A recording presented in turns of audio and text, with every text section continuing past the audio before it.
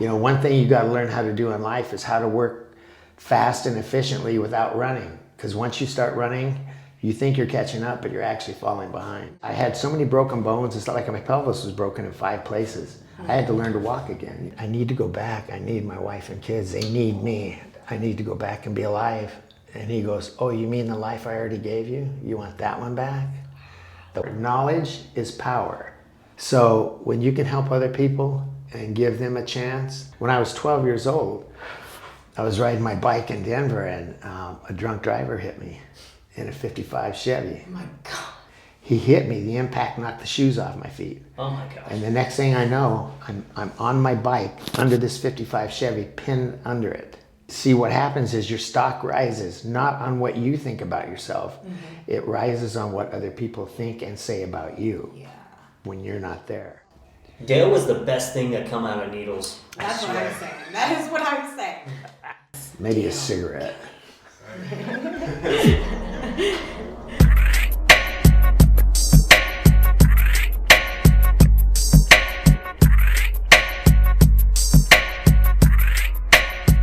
Hey, what's up, everybody? We got a special guest for you.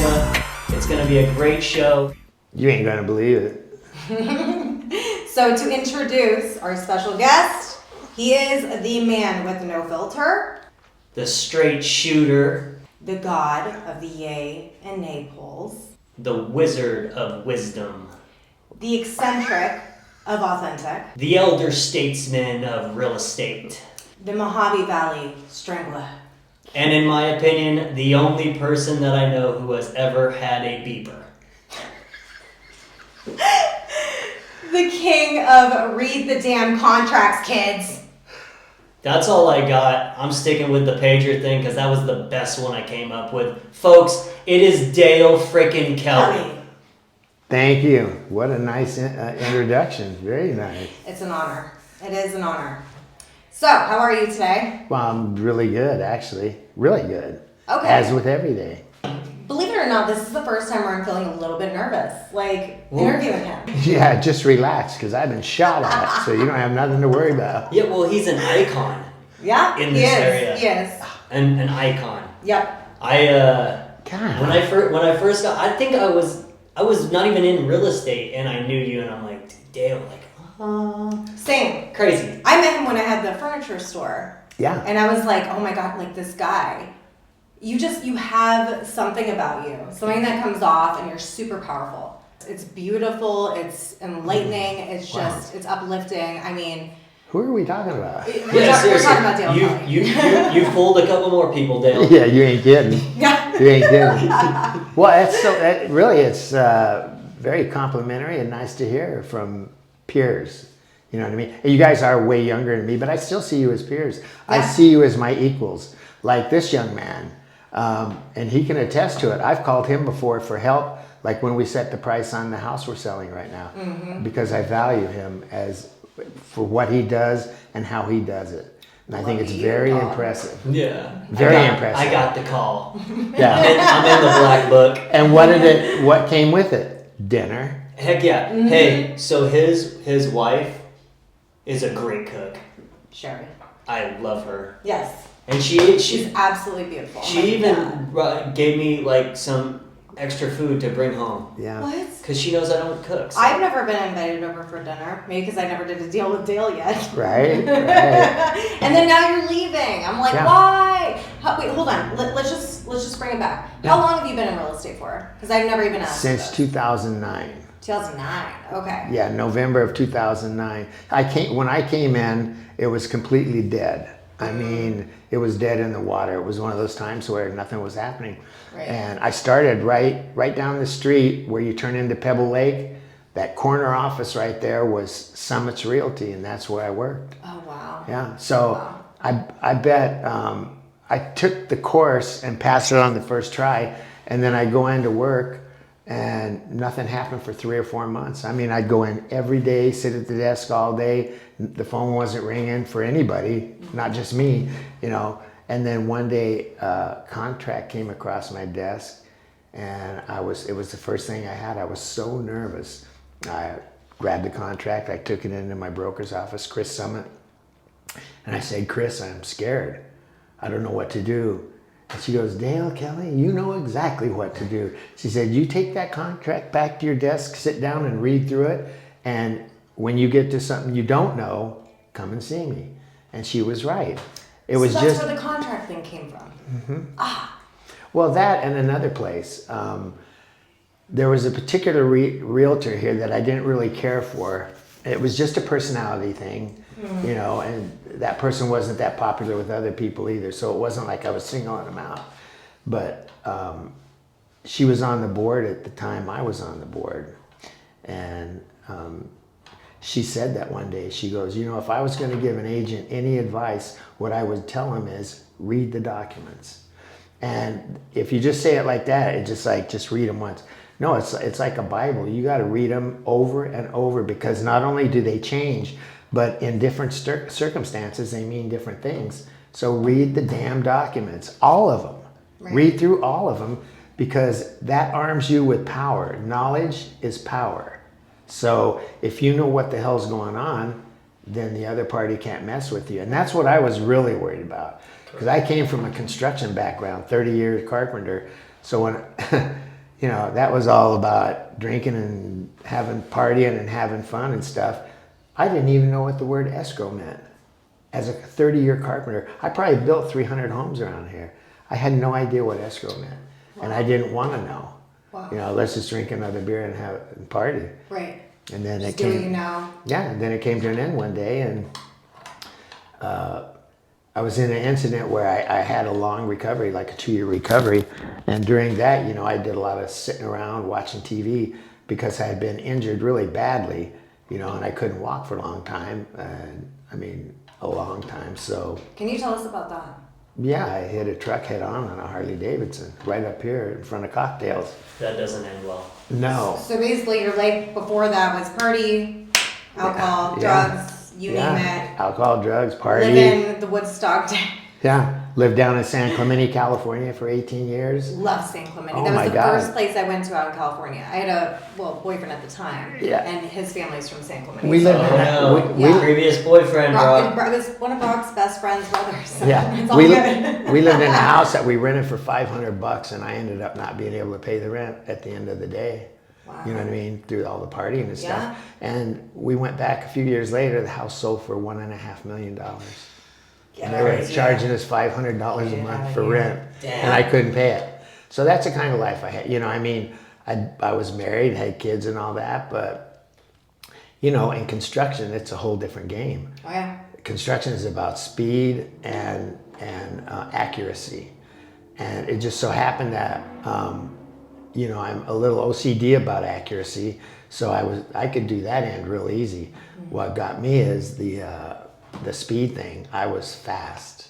You know what I mean? Yep. Like, I was really fast. And some guys are good and some guys are fast and some guys are good and fast, and that's what I was. Yeah. So what you do is you start working a lot by yourself, and so you invent ways to hustle up without running. Yeah. You know, one thing you got to learn how to do in life is how to work fast and efficiently without running. Because once you start running, you think you're catching up, but you're actually falling behind. Yep, things get lost. Yeah, so you need. That's why I say read your contract. Right. It's really read all the documents and know them, because. I've been, Dale. Like, it's insane. Like, I keep hearing your voice in the back of my head, like, read them damn contracts. Yeah. Read them. I'm like, oh crap. Well, like, here's why. If this is a very heavy litigated industry, and so if you get sued, one of the first things they're going to say is, did your client read that? Mm-hmm. So you're going to have to tell them whether your client read it, whether you explained it to them, and then they're going to say, did you read it?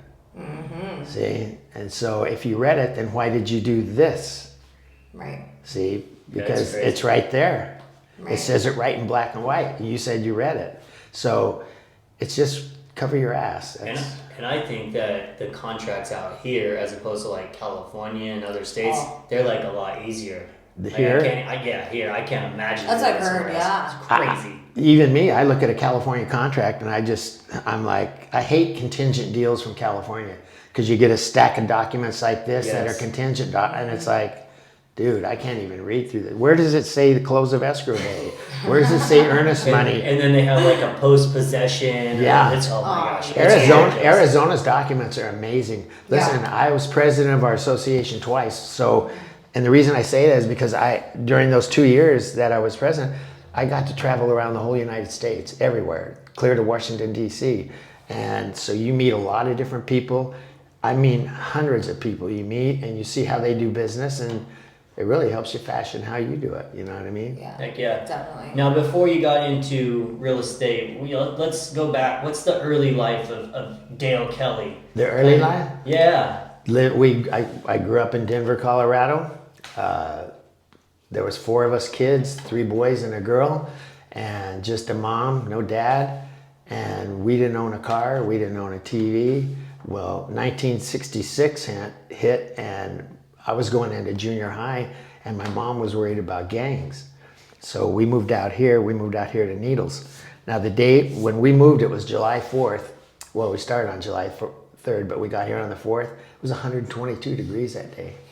I grew up in Denver till I was 14. I'd never seen a day over 92 degrees. Oh my. Ever. And we got here the first day, it was 122. I thought, what in the hell have we done? But it turned out to be a great move. So we got here, went through high school. I was everything you can do in high school, baseball, basketball, football, student body president. You know, so I've had a knack in my life. You know what I mean? For just. Dale was the best thing that come out of Needles. That's what I'm saying. That is what I'm saying. He does. He reminds me of like a California, like Los Angeles native. Just you have so much character. You know, people describe you a certain way, and you don't know that you're being or doing that. You know what I mean?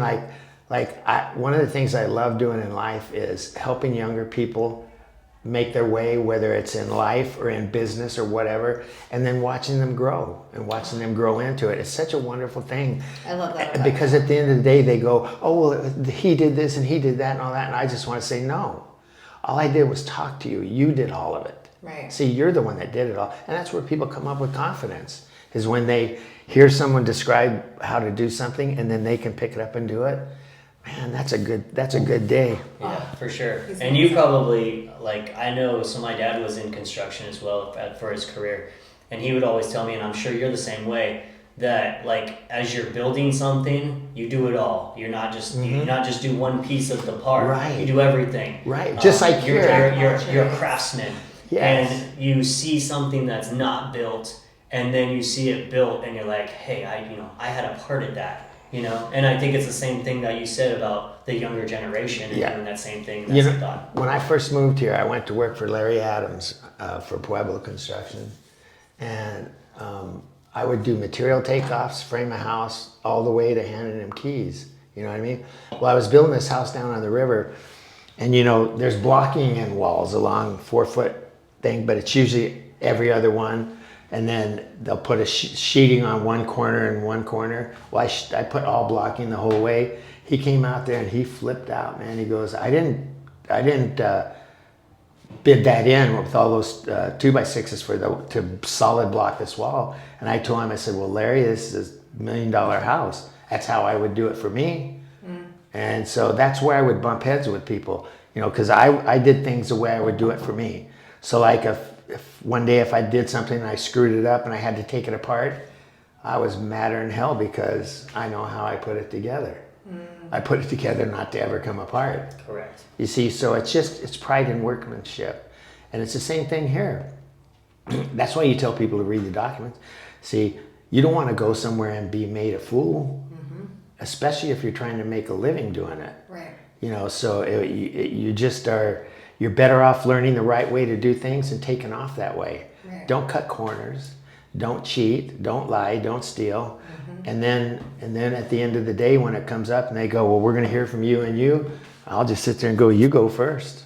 Yeah. I'm not gonna argue with anything you say. You go first, and then I'll have my say, and we'll let them decide who they believe. I've always been this way. It's always been very important that I wasn't a liar. I never wanted to be called a liar. So, and I've had some scrapes over that, you know what I mean? Because I wouldn't back down. But, You know, that's just the way it is. I mean, you want your word to be worth something. Yeah, and your character, your Yeah. reputation, all that sort of stuff. And I really feel the same, even more so in a small type town that we're in. You know, we want to be able to see these clients that we've helped in a buying situation or a selling situation, like see them at the store and not have to turn and walk the other way. Or have them say, "There's that son of a bitch." Correct. Right. Yep. You know what happens when I see my clients in a store? We hug. Yeah. Because I hug people. So do I. I hug you. Yeah. Sometimes I wonder how people feel. Yeah. Dale even tells me he loves me. I love it. I do. It's great. Yeah. So it's just it was a great way to make a living being a carpenter. It ended one day through a traffic accident, but once I healed up from that, you know, I think my wife said, you know, you can't sit here and watch Oprah every day. You know what I mean? You need to get doing something. So I watched Oprah every day. I know. Well, so did I at the time. I mean, I couldn't And do Dr. anything Phil. else. I would run home from school to watch Yeah. Dr. Phil and then Oprah. I It was couldn't- Oprah and then Dr. Phil. I couldn't do anything else, so I had to. You know what I Yeah. mean? I couldn't do any physical thing. Oh, I love you, Yeah, Dale. I had so many broken bones. It's not like my pelvis was broken in 5 places. I had to learn to walk again, you know, stuff like that. So it was just a brutal thing, but the outcome of it was so good. And I never thought that I was going to die. Right. But the doctors did, you know. They I told wanna- my kids. I do want to go into that, but I do have to say, I think that you, because I'm a huge believer of karma. I think your karma is like so pure that you're gonna get so much back in return that I can't wait to just see it. Yeah. I'm gonna be following your journey. I know you're leaving, which is Yeah. I'm gonna cry when you leave. Me but too. Probably me too. because I didn't get to know you well enough. The way I wanted to get to know you. Right. I didn't know you were leaving. Well, maybe it wasn't available at the time. You know what I mean? Maybe Right. everybody was busy doing stuff and all that. Right. And, you know, listen, I would never say I'm the best realtor because I'm not. And I don't I don't even need to be the best realtor. All I need to do is serve my clients well so that at the end of the deal, they don't dislike or hate me. But you're the best, Dale. Well, that's not true now. I mean, I'm just telling you, there are some damn good realtors in this town. You know what I mean? And if you play fair and play right, you see what happens is your stock rises, not on what you think about yourself. It rises on what other people think and say about you Yeah. when you're not there. Oh. See, there's the proof in the pudding. So if they'll say nice things about you when you're not there, chances are they might be true. Who knows? You know, but I don't really pay attention to shit like that. Yeah. You know what I mean? Fault of I mean, mine too, yeah. I Just don't care. I guess somewhere inside me, I care what people think, but not really, because this is what I am, you know. And if I can just be who I am, then I don't have to fake nothing. Absolutely. You know what I mean? When I'm Absolutely. somewhere where I don't want to be or whatever, I can just say, I don't want to be here. You It's rid hard- yourself of guilt. Yeah. In that sense, It's too. hard to It's just teach you. old dog new tricks. So how I did need you? someone to come and Yeah, talk. no doubt. I had to give a little zinger. So what? I mean, I know you were in the building industry, so it kind of goes hand in hand with real estate. But what Yes. was it about? Why did you want to become a realtor? Because you know it's not for everybody. We know that. No, here's how it happened. One night we're sitting there, and my mother-in-law was there, and we're sitting there, and her and my wife must have been talking about, I need something to do in my life so I can recover better. You know what I Purpose. mean? Because I'm recovering pretty much physically, but I mean, there's emotional scarring and all that from an incident like that. And my mother-in-law said, you know, if you take that real estate test, I'd pay for it. If you take the real estate class. Well, at that time it was $500. And I said, well, how much is it? And she goes, well, I don't know. I think it's around $500. And I go, I'm thinking, I can't pay you back. I can't. She goes, no, you just take the real estate class and I'll pay for it. So I took it and I thought, well, I don't know where this is going, you know, because it's 90-hour class. And I hadn't, like I said, I didn't even know what escrow meant. You guys can't believe it. I just had never gave a shit about owning a house or buying a house. I just wanted to build them. So I said, okay, I'll do it. And I took the test and passed, and I went to work. Nothing was happening. 3 months later, I get a contract, and I'm afraid. Yeah. See? So that's where it starts. Heck yeah. And then, so I went and I did the contract. It was successful. And then here's the thing, you get a little confidence. But my deal is this. Here's one thing about myself I know. If I learn something the wrong way, that's the way I'll do it. You know what I mean? I lock on to how something is done. And then if it's done wrong and they go, well, just do it this way now. And I'm like, it doesn't compute. Mm-hmm. You know, I learned this way, that's the way I'm doing it. That's why you gotta like walk before you run. Yeah. Like in life, you don't need to be an expert because then you'll never start going. But you need to have a good grasp of what's going on so you don't kick yourself after the fact and go too fast. Here's how I sold myself to my clients. I'm not the best. I never said that, but I gave that. You know, there are plenty good realtors, but here's how I practice business. I will treat you like family, and I mean just like family. So nobody will mess with you. If it comes down to blows, we'll throw them. But this is the way we're going to do it right here. So yeah, that makes sense. Love it. We keep going over what I wanted to get into because I love this story. You did talk to me a little bit in detail about it. What happened? You know, as a carpenter and before I got into this deal, even though I was married and had kids, I had a drug habit and an alcohol habit. Couldn't get rid of them. Well, I finally kicked the drugs, but I couldn't kick the alcohol. And so I went to rehab a couple times, and then maybe the second or third time, it was when it was associated with this particular accident. I'd come back to town to go to a convention for Narcotics Anonymous. And I went to the convention and it was over. And then when Monday came, I was going around picking up tools that I'd loaned to guys, you know what I mean, on my Harley. Well, I went to this guy's house and picked up one of my tools, and I went up into Bullhead, and I don't even remember what for, because I was living down on Dyke Road by Needles on the Arizona side. And so I picked up this tool, and I was headed back from Bullhead towards the river. And as we're coming up the hill to Cocktails, you know, we're doing 50 miles an hour, probably. It's 10 o'clock in the morning in July. It's hotter than heck. And that's the carpenter. We're going up that hill there, and we get to the top of the hill. And just before we got to the top of the hill, the truck in front of me and the car beside me slammed on their brakes. And well, I couldn't see what happened. You're on a bike, you know what I mean? Well, what had happened is somebody had pulled out in front of them. And so I swear to you, I thought I was going to hit the back of that truck. And by the way, if you've ever been in anything like this, time slows down. Things slow down. You can hear yourself breathing. You don't hear anything else. Anyway, so I thought I was going to ass in this truck, and I just barely made it around, and the person that had pulled out was sitting right there in the turn lane. They couldn't make it through because there was too much traffic this way and that way. So I saw it coming for over 100 feet. I knew it was happening. There's no escaping. There's nowhere to go. I couldn't go in this lane. I couldn't go in that lane. So I see it coming, and I just, you know, you don't even know it. You don't even think about it. It's just like just something takes over, and you just know this is happening. There's no escaping it. So I started to lay the bike down, and right before I hit the truck, the foot peg caught on the pavement and threw me into the truck, and then the bike hit me and slid me under it.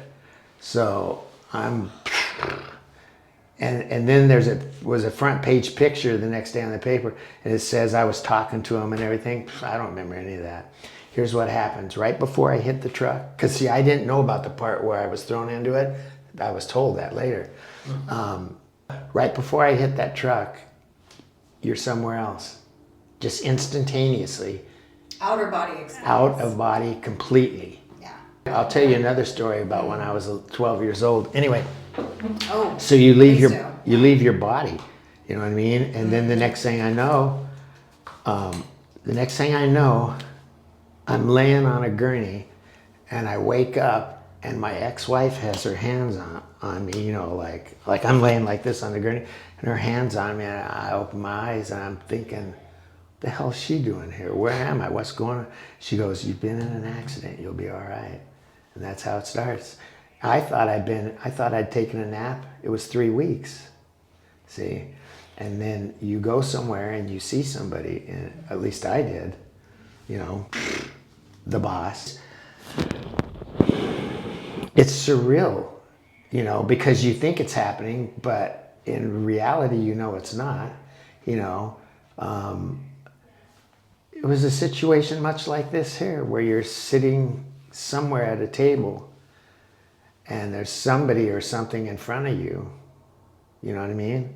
And it's speaking to you, but you know, if you look to see what that looks like, it disappears. If you try to hear the voice, what it sounds like, it starts coming from inside you. Stuff like that. Yeah. Well, it's God. Yeah. I mean, I don't want to, you know, you don't want to give anybody predetermined ideas or what, but that's what I saw. I saw God. Right.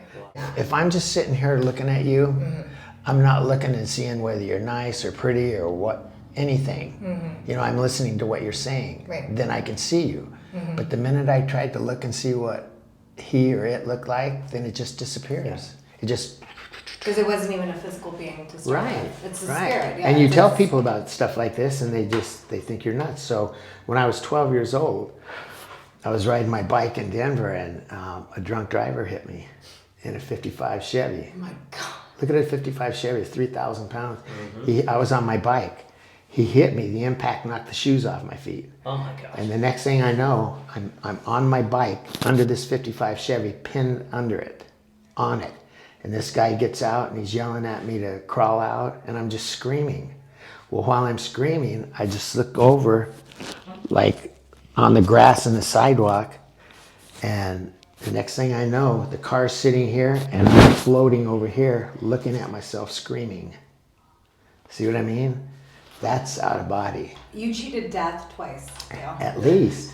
I know that. At You least. cheated it. You Now, cheated this is- it, this which is means in- that you have a greater purpose than Yeah. I think most people, because you don't cheat death. This is in 1964. I mean, he had to realize he hit me first. Then he had to get out of the car, get back in, get the keys, go open the trunk, get the jack out and jack the car up. I was under there that whole time, pinned on the bike. Oh my God. He's Here- like a cat. He's got 9 lives. Yeah. Seriously. So here's what's wild about it.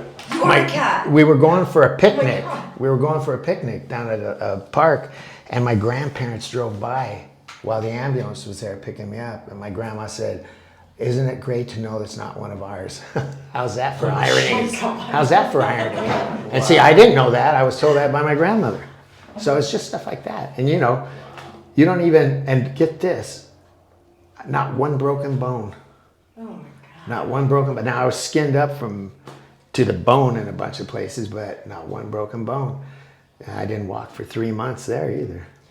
I know that Dale sometimes, when like the anniversary or whatnot comes up of the accident here, you post the photos and Damn stuff on right. Facebook. Oh my gosh, crazy. Well, Really? I post them because it's a tribute to God for saving my life. Oh. And that's what I say every time. Thank you for saving my life. When did this happen? What was the date? July 19th, 2007, I believe. You know, things like that, you go through them. And what's funny is when you're going through them, you're there and you know what's going on. But then later, after you've healed somewhat and you're telling other people about it, it sounds a little bit like aliens, you seeing aliens or something, you know. But if it's happened to you, there's just no question. Yeah. So I don't tell people to convince them. I just tell them because they're curious. So I had probably been in the hospital. I was up in Sunrise. I'd probably been in the hospital at least 6 weeks, almost 2 months. And my sister came to visit me one day. And then a work friend came to visit me, and he brought a friend with him. Well, I had met this guy once or twice, but I didn't know him. So my work partner and my sister were talking, and he came over to the side of the bed and he goes, "You know, you're going to be all right." And I'm like, "I know. How do you know?" He goes, "The angels. There's angels in here, in the hospital room." Wow. That's what he said. He goes, "The angels. You're going to be fine." So he goes, "I'm going to go to church after we leave here." He goes, "Is it all right if we pray for you?" And I said, "Hell yeah." So about an hour later, the phone rings and I answer. It's him. He goes, "The pastor wants to pray for you." So the whole congregation prayed. It was amazing. It was amazing. Yeah. I love it. Yeah. So my whole thing was I wanted to be able to go to the bathroom and not have to do it in a bed. Yeah. So that was the big, and then they wanted to take me out of critical care But they said you have to be off the needle first, so you can't be taking intravenous pain medic. I said, stop right now. Stop right now. So they stopped and they transferred me to rehab right that day. I mean, you can't imagine what it's like to be grateful to be able to stand up and take a shower. You know, they wheel me in there in a wheelchair, and then 3 or 4 minutes it takes me to get up and out of the wheelchair, and then turning the water on, and you're just standing there letting water hit you, hot water hit you, and just saying, thank you, God. I can only imagine. It changes your perception on life. Sure. Yeah. Sure. So anytime where you think something's horrible in your life or whatnot, it can be a hell of a lot. Don't be afraid of death, because it's no. just like the Bible said, it's like a thief in the night. When it comes for you, you won't even know it. It's like, it was like a huge room with maybe 50 or 100 foot walls, 100 feet. And it's a big dark room and everything, but it's a little area like this that's lit up. I mean, if I told you, I almost want you to create a movie over this. So there's I like can see. a jester. You know what a jester is? Oh, yeah. There's like a jester over here dancing, trying to get my attention, and then there's the man sitting there right in front of me. Oh, So it's a choice. so the devil on the shoulder. That's legit. how I saw it. Oh yeah. Yeah. Oh yeah. Who are you gonna pick And then, this time, and Dale? then I look, you know, I'm thinking, how can I get out of here? And up in the top corner up there, there's a ladder. It's about that long, but in real life, it's probably about 8 foot long. But it's so far up there, it's about this long, and there's a little door up there. And my thinking is, I need to escape. That was the light for you. Yeah, and then That's what you had to focus on. and then as you go through, you know, he just starts talking, and I'll tell you, nothing that I ever did bad came up. Nothing like that. What came up is stuff like, you know, I would tell him, I need to go back. I need my wife and kids. They need me. I need to go back and be alive. And he goes, oh, you mean the life I already gave you? You want that one back? The one you didn't need? How many times, Dale, did you say you hated it? So there's this little card catalog right here. You guys remember libraries, how libraries used to be with card catalog? That's what it was like. And so he pulls out this drawer, and he pulls it out, and I would say it's about 20 feet long. He pulls out this drawer, and he says, this is all the times you said you hated your life, and you wish you were dead. And he goes, no, wait. He pulls out this other drawer, and it's about this far out. He goes, this is how many times you prayed and said you loved me and loved your life. Oh my Now, why should I send you back? Sure. Yeah. I'm getting goosebumps You right need now. to talk, because I'm getting. Well, I mean, This is- I know it sounds over the top and stuff, but I'm just telling you what went on. Well, and that's because most people don't have this type of interaction, so they can't really share it. Like, Right. what really happens? I mean, that's kind of the question. But you've lived it. You know, when I woke up, we're having that conversation. That's why I say nothing that I ever did bad came up. Yeah. It was all just about me. You said you hated me. You said you Right. hated your life. Why should I give it back to you, Dale? I gave you a perfect life, Yeah. and you did this.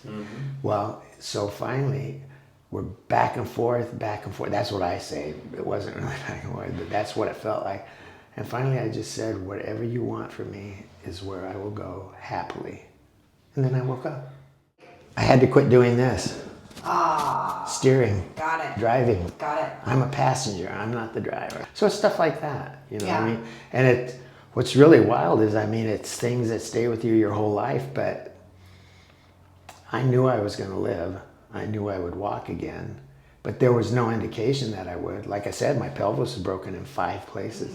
When you look at it, in fact, I had a chiropractor take a picture of my back the other day, and he goes, what the hell happened to your pelvis? And I go, why? And he goes, 1, 2, 3, What 4. didn't happen? He goes, 4 fractures. I go, oh, I hit a truck head on. Yeah, it's On a just hard. something By the so way, simple. no helmet. Oh my gosh. Yeah, no helmet. Wow. So back of my head was meat. But that's why I post that every year. Yeah. You know, it's like 17, 18 years, and it'll be again this year. So speaking of trials and tribulations, I mean, you've been doing real estate for 15 years now. What would you say has been your biggest accomplishment in 15 years, and what has been your lowest of lows, and how you grew from that? Oh gosh. Let's see, the best thing.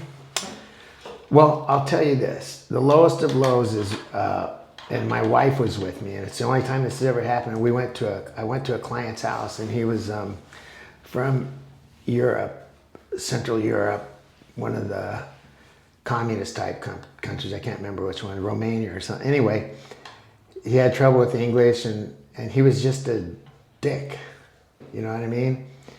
And we were at his house for something, and I never take my wife on stuff like that on business. But that day, for some reason, she was with me. I can't even remember what was going to happen. Maybe he wanted his house listed or something. Anyway, we got in a little argument inside, and I just called him a motherfucker. I just said, "You want to go outside, motherfucker? We'll settle this up real quick." And he had two teenage sons right there with him, but I didn't care. And so I didn't get the listing. Shocker. Yeah. But Damn, Dale. but it showed me, there was no point in that. There was nobody wins. Mm-hmm. You know what I mean? The best thing might have happened 2 years ago.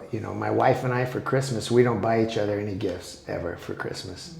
Mm-hmm. What we do is we find 3 or 4 families. Usually we like to try to find single mothers with children that are working. Okay. We find 3 or 4 families, and we give them $300 or $400 cash at the beginning of December, and we just tell them, "Here, this is for you. Spend it however you need it for food, bills, or Christmas gifts, whatever you need." And of course, they start crying, we start crying, and then we just tell them, and then they go, "Thank you so much, thank you." And they say thank you like 10 times. Finally, I have to tell them, "You said thank you. You don't have to say it ever again. And we know that you're very grateful. We know that. So you don't have to say it anymore. And by the way, we're not going to tell anybody we did this for you. We don't need any recognition. If you want to tell people, that's up to you. But we're not going to tell anybody that we do this, because this is private business between us.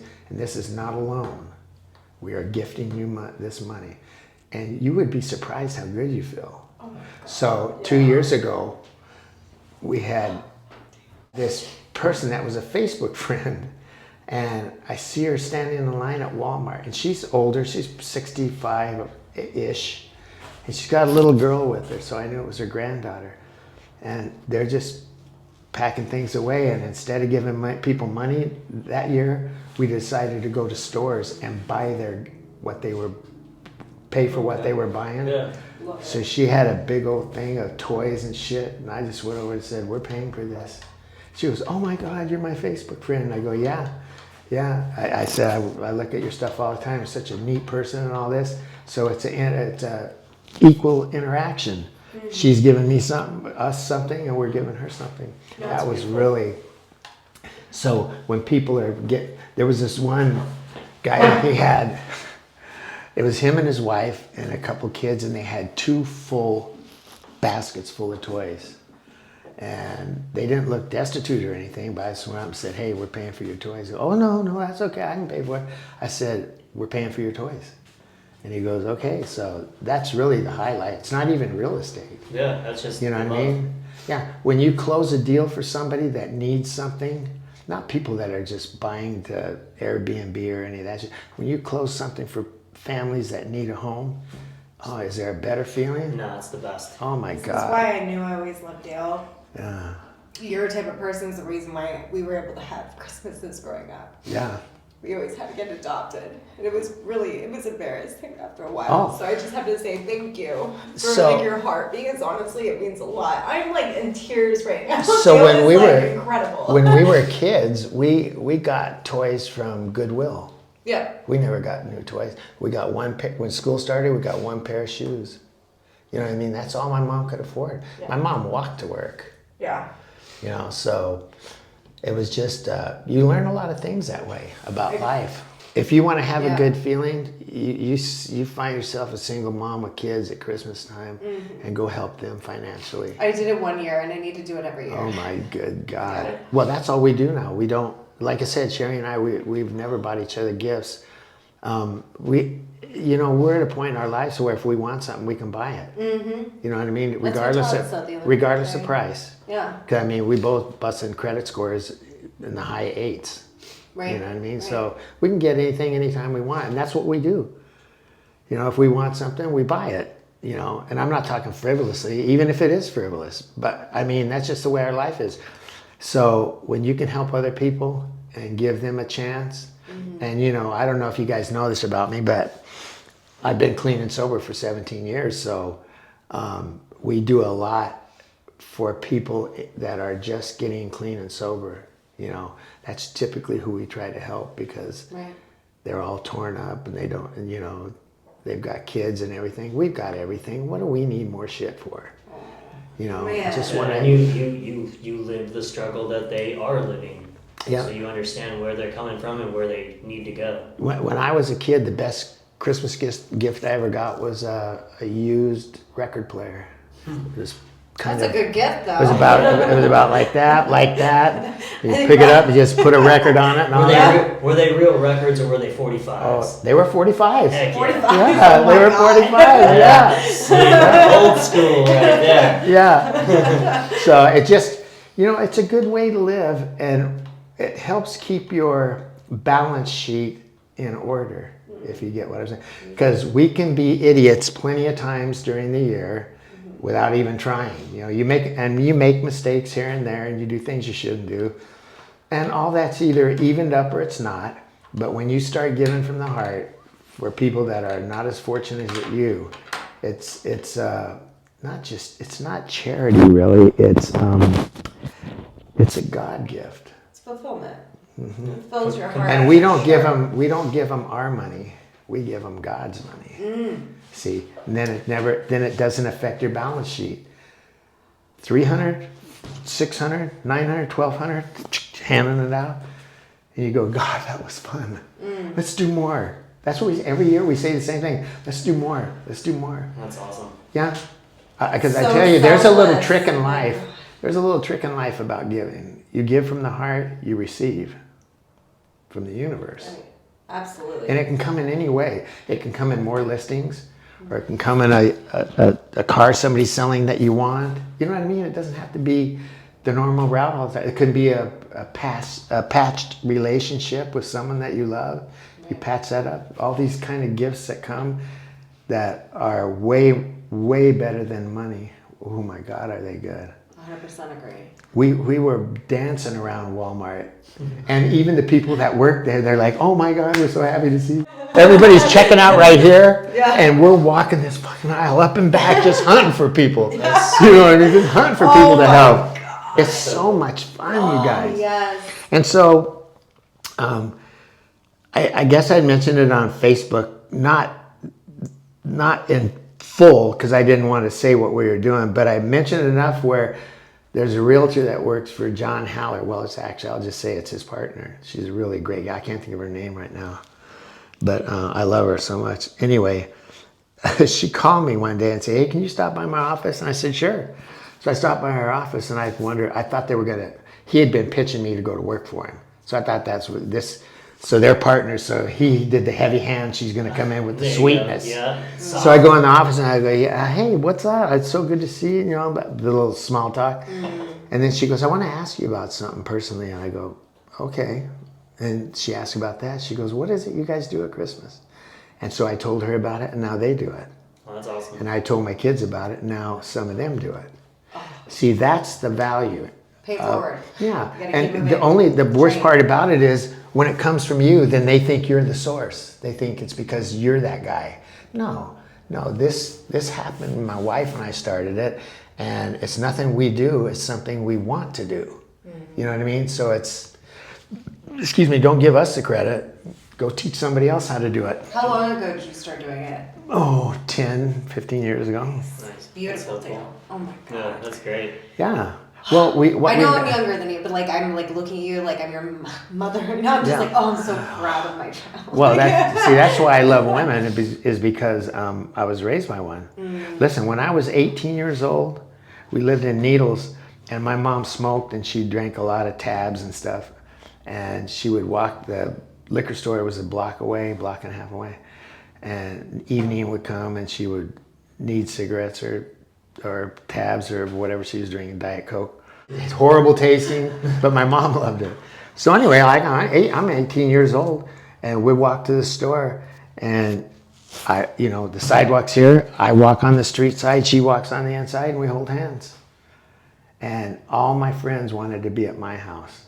You know what I mean? Mm-hmm. Because of my mom. So she taught me how to be a gentleman. And I didn't, I just watched how it was always women. I just watched what they said and what they did and what they liked.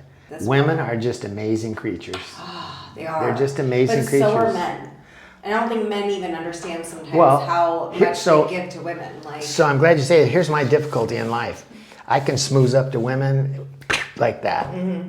I don't care who they are. He does it. Yeah. You can say, you can say stuff that I, as a younger man, I would never say anything. Oh, no. Like I had somebody a week ago. I was like, okay, he's got my heart. My son-in-law said the other day, he goes, how can he get away with saying that stuff? And I don't even remember what it was about. It's just because you just say what you say. It's because you're not pompous. And you don't come off like you're trying to hurt somebody. You come off very authentic and you just meant what you said. Here's where the trouble starts is when you're 4 or 5 years old and you do something wrong and you start crying and somebody says, shut up and quit crying, I'll give you something to cry about. And believe it or not, that stuff sinks in. You may ignore it and you may say, I didn't, fuck that. But at the end of the day, it sinks in. And so when something happens, you don't cry because you're afraid you'll get hit harder. I mean, it can go a bunch of different ways. Oh, yeah. You know what I mean? Oh, yeah. But I mean, it's completely different the way boys are raised and women are raised. And girls are raised. You know what I mean? Boys are raised not to cry. It's like in AA, they have a saying, like when you first get there, you have to surrender your old life to get a new life. Mm. Surrender is not part of a man's vocabulary. You don't surrender. You never surrender. In fact, if you don't fight that guy, we're going to go over to his house and knock on the door and you're going to fight him right now. See, that's how. That's the ultra masculinity of a man is that. But when the ego starts to go down, melt away, then you start seeing the true person. Mm-hmm. And it's absolutely, it's beautiful. Every single person I've met. It can be. What do you mean by that? There's another side to this. Well, no, I mean, everybody gets to pick and choose how they want to be. Nobody can make you be a certain way. Mm-hmm. Like you say, I'm authentic. Well, I don't know if I am or not. I just know I'm what I am. Somebody would ask Picasso, how do you paint? And you know what he would say? Just do it. You just paint. Yeah. Right. Stevie Wonder, just do it. How do you play the piano? I don't know. You just sit down and play it. It's a whole lifestyle. It's like this. This is not going to be any problem for me to stop working.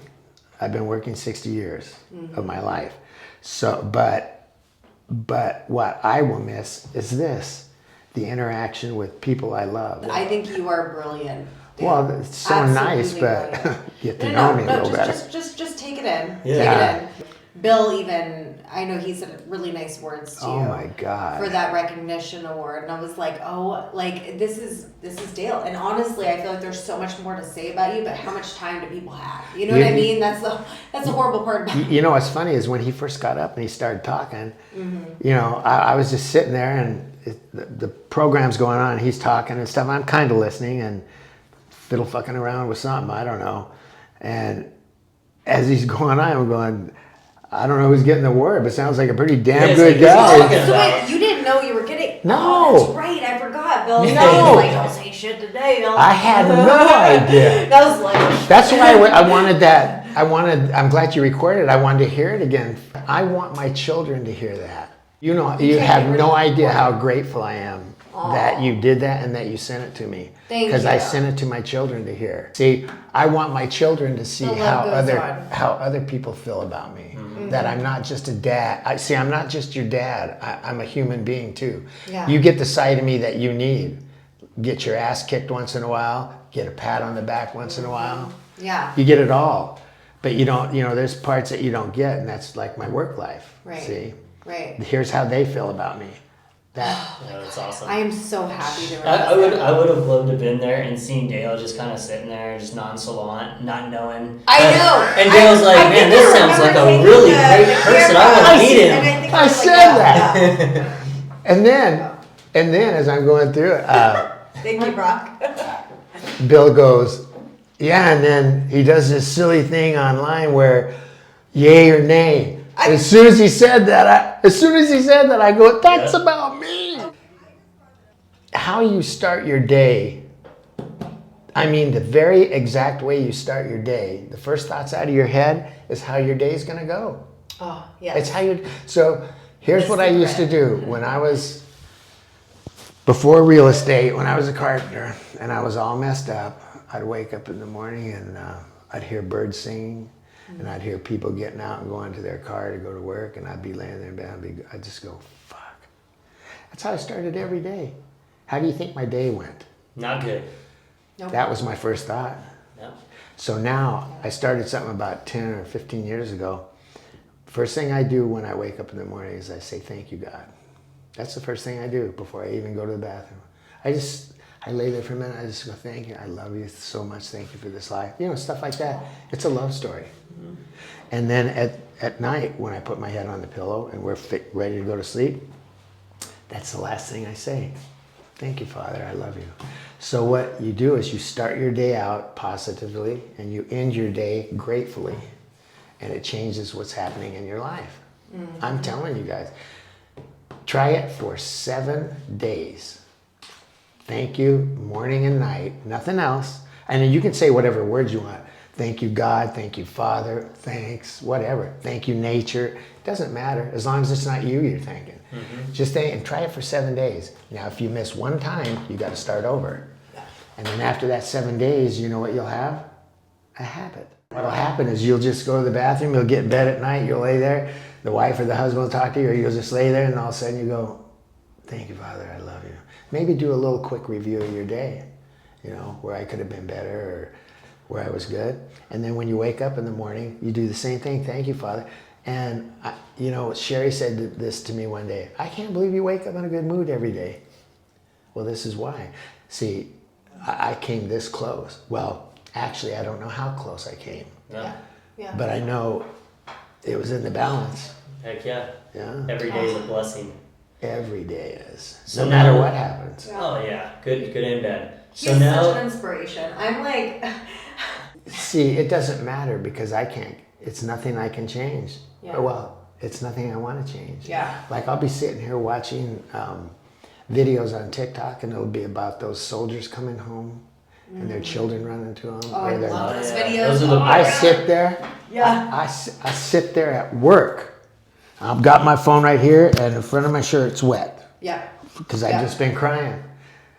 I mean, I can't help it. That's how I feel about it. It's I mean, good to do it. It's yeah. healthy for yeah. you. Here's the deal about crying. If you didn't need it, not just want it, if you didn't need it, it wouldn't happen. See? Right. I have to when Yeah. when I'm Yeah. watching television and one of those commercials comes on where it has like the dogs and kennels and things like that for volunteering. Same thing. Oh. Dude, I gotta turn it. Yeah. I can't watch it. Yeah. There's good people and bad people. What I found in my life is whatever vibe I've captured for myself that day, that's the vibe I'm attracting. Absolutely. It's And absolutely by true. the way, your words have meaning. Your words have meaning. Your thoughts have meaning. You can manifest yourself into the best life you want. And then all you have to do is take the risk. If you'll take care of the people, the money will take care of itself. Yeah. And don't look at your bank account. Don't ever make the mistake of counting the money before it is in your account and cleared. Because as soon as you do that, the universe will say, have you felt this before?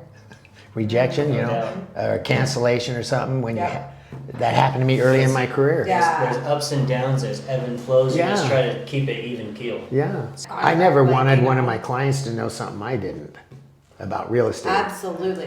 But it happened occasionally, and so what you do is just back up and go, listen, I haven't done this before, so we're both going to be learning here. Right. And that's a critical point because right then you've told them that you don't know what's going on, but you're not afraid. Mm-hmm. And so you have to have the confidence to back it up, but then you better do something. You better follow through, and you better go find out what the hell it is. So that's another thing I do. Right. You know, I tell people, listen, because I've had people call me, have you done this? Have you done that? I go, no, I've never done that. But I know people that have, and I'll be contacting them. You'll find the answer. And then they go, okay. Right. But if you sit there and you go, listen, I'll try to get this as best I can, then they're like, let's just wait a minute and see what happens. See, you're losing them. Right. No. Good. Yay. So now that you're getting done with real estate, you're selling your house, you're moving away. What is the next chapter? We got 3 things in escrow right now: the house here, the condo in Gilbert, and the one we're buying. So our house closes on the 6th. The one that we're buying closes on the 7th, and the condo closes on the 28th or something. Dang, you're busy. Oh my God. And all my shit. Where are you moving to again? South Phoenix. Queen Creek. Okay. It's a little bit rural. What's my next thing? Yeah, like what's gonna be your why in that's a good question. In the later years? You know what, Todd? That's a great question. I don't really know. When he asked me that too, I was like, Todd. Listen, I don't even know where I live yet. I know where the house is on that phone when but I don't know my way around or anything down there. I know no one. So I'm going down there with an open book. So you have no plans. You're just moving there. Yeah. Like, what's the day? Here's the deal. What's the day to day? What do we? The deal is this: about 6 or 8 years. My wife works in the medical field. For the last 9 years, every other week she's been driving to Phoenix for a week and back. That's a horrible drive. Oh yeah. The roads are horrible. She said out of the last 11 times she went, 9 times she was either stopped or diverted. And I just thought, I'm playing the press the luck game. Yeah, something's gonna happen. Yeah, something almost happened once. Anyway, so I'm gonna go down there, and I'm just glad she's not driving anymore. And I promised her when she was ready, I would go wherever she wants. Well, she wants to be down there near the youngest daughter. So we're about a mile from her, maybe half a mile. And I know what she's hoping for, grandbabies. Wow. Yeah, so but see, I promised her I'd go down. So I said, listen, this year, here's how my year started out. And this is why I know it's time. In my first 2 deals, I screwed them both up. I made Benzer mistakes. The second one cost me $1,000. So I told Sherry, I said, because I won't let somebody pay for my mistakes, you know what I mean? And this could have been a litigation thing where I would get sued, or I'd give them $1,000. And she was all, my wife was very defensive of me, but I told her this was my mistake. $1,000 will fix it. Otherwise, it could be a lawsuit. So which would you rather do? So she said, let's just pay the $1,000. So that's when I told her, I said, this is because my memory is not what it should be. See, I'm forgetting things I can't forget. I'm doing things I shouldn't do or can't do. You know what I mean? And this is where it's going. So it's just time. Well, we limped along all year, and this was really I won't say worst. This is the year of the least production for me. So real estate's a funny thing, the better you get, the more help you need. Now that help comes in a lot of ways, but when you have a transaction manager and somebody that's handling all your paperwork and stuff, what's gonna happen when she quits? The whole idea to me is, I met the people, I went out their house, went through their house, snooped in everything, took pictures.